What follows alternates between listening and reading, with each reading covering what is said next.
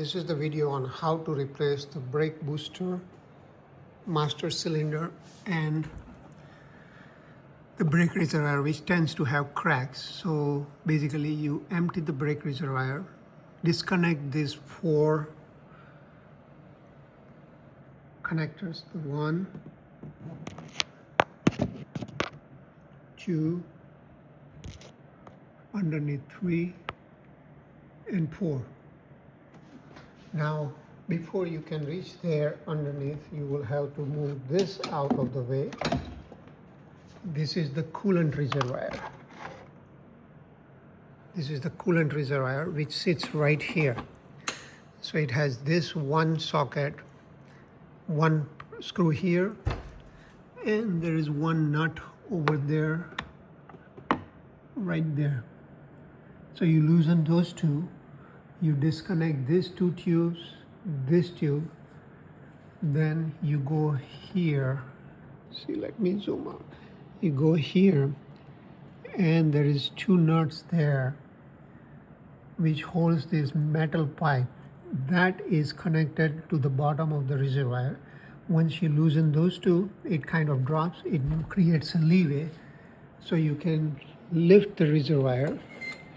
Now when you lift it, you will see a sensor underneath with the wire, and it's a spring loaded.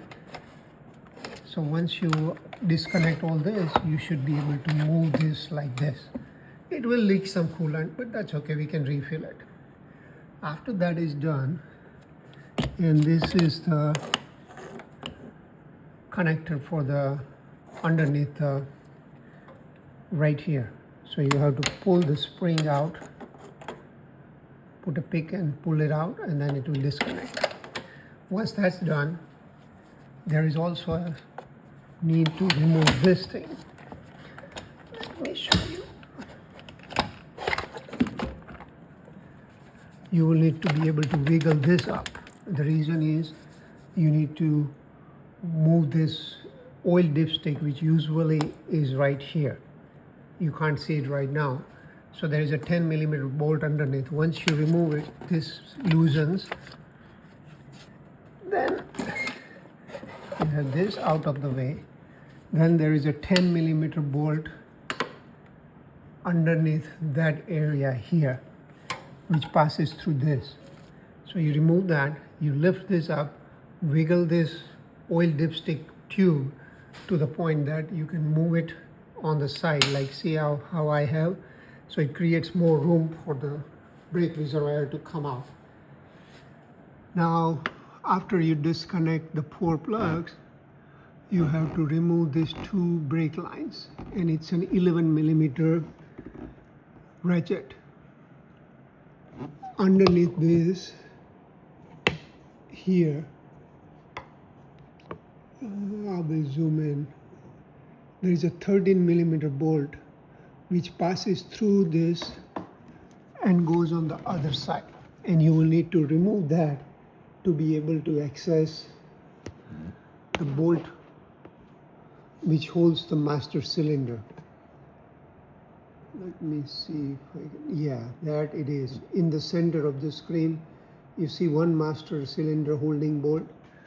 There's another one here. You have to remove those two, then you can take this assembly out. So it will come out, master cylinder and a brake reservoir, both will come out. Then there's nothing holding it here. When you go inside the car, in the driver footwell,